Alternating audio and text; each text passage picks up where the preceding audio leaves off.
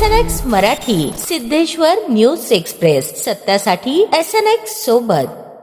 Mandrup police Thane हद्दीतील टाकळी गावात अनेक वर्षांपासून अवैध मटका व्यवसाय सुरू आहे.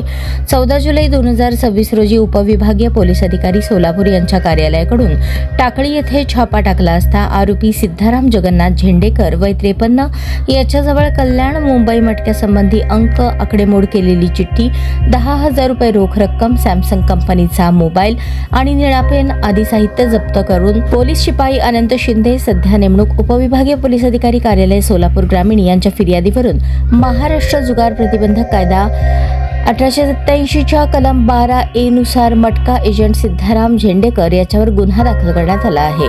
पुढील तपास PSI चव्हाण करत आहेत.